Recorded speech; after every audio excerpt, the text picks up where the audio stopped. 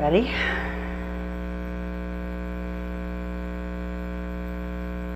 So I'm Kat, and I'm going to pick up where Christopher left off and to talk a little bit about how we've been conducting research on these types of products that we've been building in this social space. So a little bit about me. I'm a user researcher. I've been at Salesforce for 4 years, and for the last 2 years I've been focusing primarily on doing research around chatter. I brought you my disco photo today because we are indeed in Vegas. So when we start to think about social tools, a lot of us are using these tools all the time, every day in our personal lives. More and more we're also using them professionally. We heard about that somewhat already today. And then chatter is this extra layer where you're using a social tool inside your company to collaborate with your coworkers. So getting at that research is difficult. We can go back to the toolbox that we may already have and some of these techniques and methods that we've been running in the past, but it wasn't quite helping us get to what we needed to get to in order to find out the things we really needed to know. And so then we pivoted on that a little bit. We spent time interviewing our participants ahead of time and then embedding what we're hearing in those interviews back into the stories that we're telling them while we're showing them prototypes and engaging with them in studies. Still not quite getting to what we needed. We also use personas. Madison has been at Salesforce longer than I have. She's one of our go-getting sales reps, super tech savvy, and we may build our prototypes around someone like Madison and then go into the lab with them. When we do this, we're asking our participants to basically take on the guise of that persona and to accomplish a task that we've given them.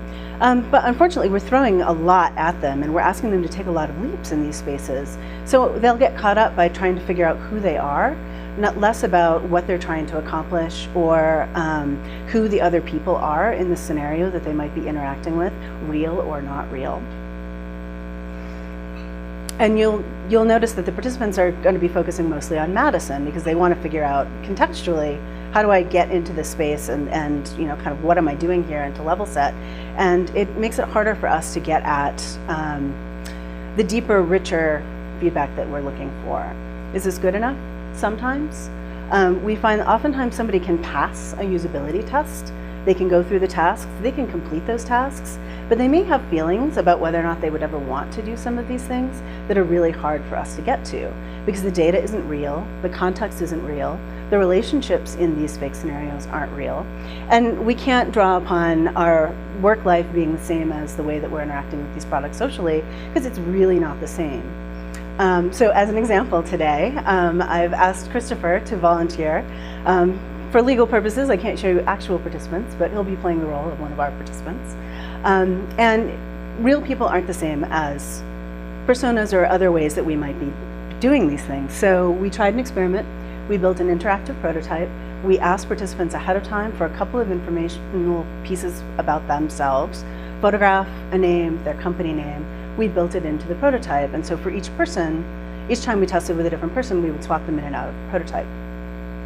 So Christopher now is playing himself, and we'll go through the same scenario that we just went through, and except that he's going to be a real person, and he's going to tell you contextually his stories about what it's like to be Christopher. And so when you give him a task to talk to his boss, most likely he's going to tell you anecdotal stories about his boss in real life and how he might interact in this scenario. He doesn't need to worry about who he is in this space because he already knows. He's focusing then on the spaces that you really want to get at and the scenarios that are a little bit richer and deeper and more contextual than we would have necessarily been able to get at otherwise. So when we first started doing this, I was really worried that people were going to think it was creepy. But so far, every participant has stepped up. Everybody's been willing to play along. We've got some great quotes. An added bonus is that our designers feel like they're actually designing for real people. They feel like they're getting to know our customers, and that's been wonderful. Because I know somebody is probably going to ask a little bit of the code snippets that we used. It was not that difficult to do. We just needed somebody managing the prototype in between each session. And so I'm curious about what you guys think about this. I'm a researcher, I crave feedback. I'm interested if any of you are trying things like this, what you think about it. I'd love to hear how we might do this for people who are in consultancies and not necessarily in-house. We have a lot of great customers that we have exposure to. That's not always the case. find me, talk to me, tell me all about it. I'd love to engage in more dialogue with this.